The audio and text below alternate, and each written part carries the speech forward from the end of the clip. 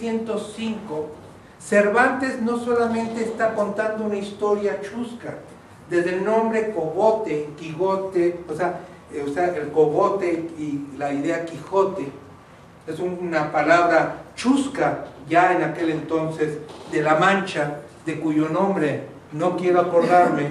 Nos está hablando de un género literario único que es el siglo de oro español inaugurado por la Celestina de Rojas en 1599 hasta finales de 1600. Hay discusión de cuál es la última obra.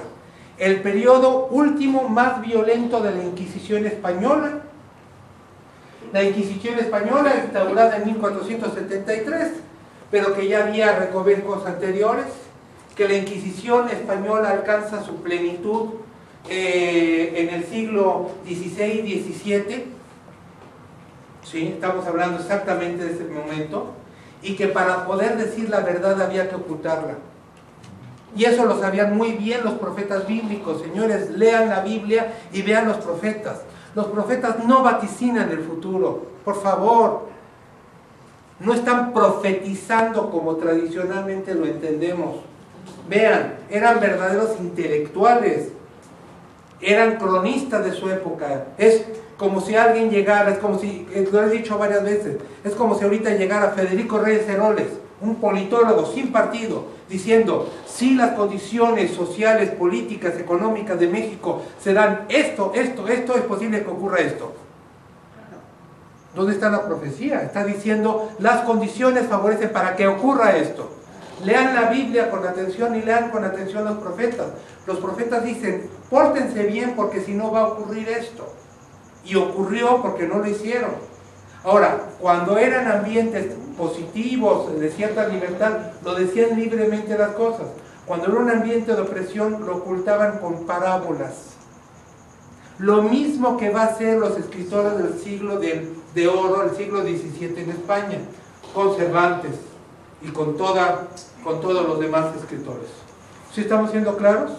Ahora, en el caso del Quijote, la primera parte 1605, la segunda parte 1615, es la muestra de una España subterránea que nadie quería ver. Quien haya leído el Quijote se va a dar cuenta que no cuenta una historia lineal, sino que está alimentada de infinidad de historias secundarias, muchas de ellas no conectadas con el Quijote. Hoy se podría llamar de una disgregación, las felices disgregaciones que no tienen nada que ver.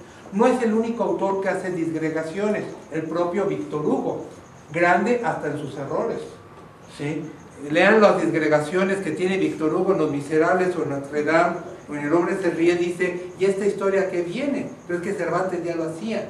Mete historias para mostrar el ambiente de esa España multicultural que hay, que se desgrana en una España que se está volviendo medieval y vieja, en medio del discurso de un nuevo mundo que se llama Renacimiento, porque en el Renacimiento está surgiendo el arte, y el Quijote es la primera gran novela de la historia, un género entre género policíaco, de cuentos de caballeros andantes, una crítica, una crónica y unas lecturas subterráneas. Unas lecturas subterráneas que dice cosas que nadie había visto antes, en un lugar de La Mancha, que quién sabe dónde está. Es formidable, se repite. Díganme otro lugar que tampoco, que el autor se dedica incluso a tratar de describir cómo llegar, y no es posible llegar porque nadie sabe llegar. ¿Mm? 100 años de soledad. Los únicos que saben llegar a Macondo son los gitanos, porque es un pueblo mágico.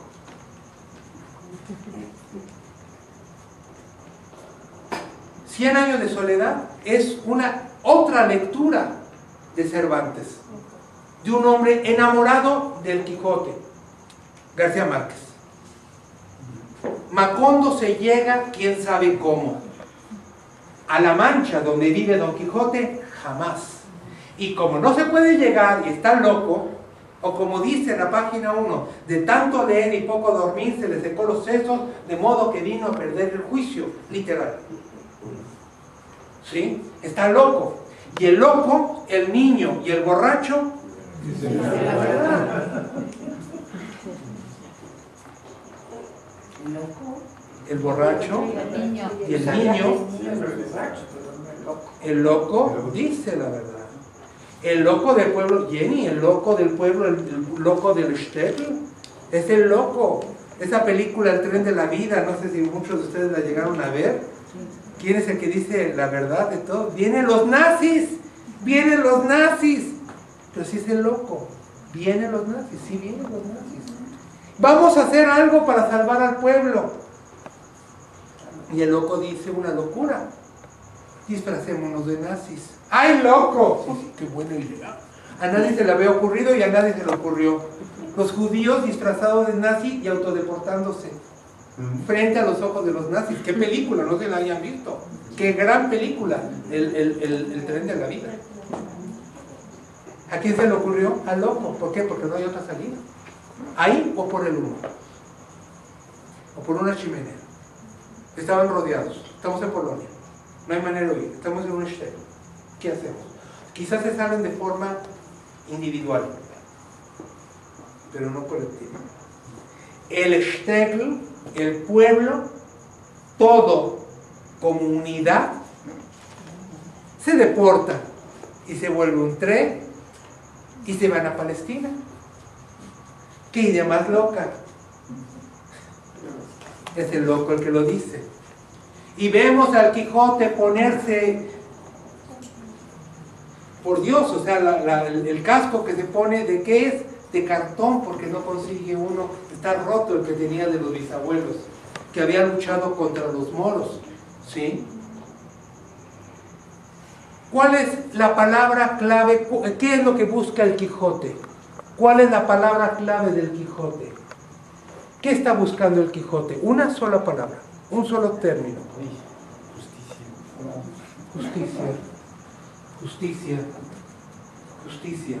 Lo dice clarísimamente León Felipe en un texto que habla del Quijote. De ese loco visionario que va por la Mancha gritando esa palabra que olvidan los hombres. Justicia, justicia, justicia. Es lo único que dice. Justicia. Ese personaje, el Quijote, que no deja de ser un poco alter ego de ese otro gigantesco que es en la vida real Miguel de Cervantes Saavedra. Un hombre que posiblemente de origen criptojudío. De eso quedan pocas dudas que lo hayan sido. En una España que hubo una persecución horrible contra los judíos. Los judíos llegaron a España aproximadamente en el año 300 o 400 antes de la era cristiana. Por consiguiente, estaban antes de la construcción del segundo templo. Estamos hablando de los tiempos en que todavía los judíos estaban en Babilonia. Llegan, hay pruebas científicamente comprobadas de la presencia del pueblo de Israel 400 años antes de España. La gente se calculaba que algunos en el año 0, en el año 30, en el año 300, pues han encontrado pruebas absolutamente convincentes. 300 o 400 años antes de la era cristiana ya había judíos en España. Los judíos están en la península ibérica porque obviamente no se llamaba España. En la península ibérica va a mantenerse con los iberos, con los romanos, con los griegos, con los fenicios. Les toca convivir con todos ellos. La caída de Roma, los visigodos. Pero cuando los visigodos son convertidos al cristianismo, comienza la primera persecución. ¿Qué hacen los judíos? Se bautizan y mantienen un criptojudaísmo en sus casas. Pero muy sencillo, o sea, por fuera parecen una cosa y por adentro libremente son judíos. Llega la invasión de los musulmanes que los judíos apoyan, no hay duda de eso. Y después se la van a cobrar. Los musulmanes conviven con el pueblo, con el otro pueblo del libro y permiten que los judíos sigan viviendo como judíos. Además les conviene, tienen que pagar un impuesto especial, lo que les ayuda a tener una muy buena entrada de dinero. Los judíos son aceptados por el mundo católico porque están invadidos hasta acá de del gorrito de la cabeza, que es España, sí, el País Vasco, toda esta región cerca de los Pirineos, se mantiene y comienza la reconquista de España, naturalmente. Mientras viene la reconquista, los judíos comienzan, a medida que después del año de 1391, comienza ya el ataque a los judíos. Los judíos ya no les sirven como mediadores. Muchos de ellos sabían árabe y sabían obviamente hebreo y castellano, el idioma, y ya no les sirve. Finalmente viene la expulsión de los judíos después de la toma de Granada. La toma de Granada, como ustedes saben, fue el 2 de enero de 1492, el año del descubrimiento de América. Entonces es muy importante esta fecha porque en Granada los reyes católicos declaran la expulsión de los judíos para el 1 de agosto de 1492, y hay una prórroga de 24 horas. Qué curioso, al día siguiente, el 2, es cuando sale Cristóbal Colón con sus 3 carabelas y con a más de la mitad de la población sospechosamente criptojudía rumbo al descubrimiento de América. Pero eso es una historia que ya he contado y otro día contaré. Lo importante es que la presencia oculta del judaísmo se mantiene allá en la literatura, allá en sus hogares. Los judíos que se quedan en España se convierten al cristianismo, muchos de ellos sinceramente, y olvidan sus antiguas creencias, pero hay una parte que mantienen el judaísmo en un criptojudaísmo, los llamados marranos. La otra mitad se va a diferentes partes, Grecia, incluso Inglaterra, Imperio Otomano. Y todo lo que es el Imperio Otomano, y obviamente conocido, se van a seguir llamando judíos españoles, o sea, Sefaradim, Sefarad, España, el reino del oeste, como es el término en hebreo, Sefarad, ¿sí? Ahora, ¿quiénes se quedan? Lo mantienen en secreto, con peligro de ser descubiertos por la Inquisición y ser procesados. Eso también lo sabemos. Está la película de Ripstein, Auto de Fe, los famosos Carvajal, ese famoso auto de fe que hubo en 1606 aquí en México. El Santo Oficio. El Santo Oficio de Ripstein. Sale Claudio Brook, sale la jovencísima Diana Bracho, precisamente.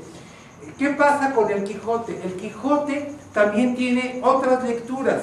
En este momento los musulmanes, que no podían expulsarlos porque eran demasiados en África, pierden España, pero tampoco a ellos no los expulsan. A los judíos, ¿por qué los expulsaron de España? Porque no había quien los defendiera. Los expulsaron 100 años después de la batalla de Lepanto en Grecia. Ya no eran tan fuertes los musulmanes, entonces van para afuera. El Quijote está lleno de lecturas subterráneas de ese criptojudaísmo, pero también de criptoislam. Hay un libro de Guadalupe Luce que se llama Huellas del Islam, en la editorial Hisperión, Huellas del Islam en la literatura española, donde analiza los vestigios que tiene, por ejemplo, de la mística musulmana, que es la... ¿cómo se me va el nombre ahorita? La mística musulmana es en realidad este movimiento que aquí en México hay una presencia de Amina, la de que tiene Amina,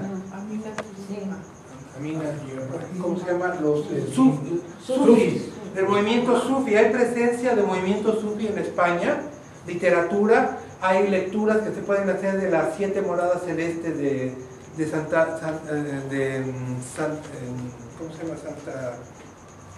De Ávila, Santa Teresa de Ávila, las 7 moradas celestes, que sí, y lo era, aunque las 7 moradas celestes se pueden leer como una lectura sufi, como también una lectura cabalística. Ahora, el Quijote tiene referentes. Dulcinea de Toboso,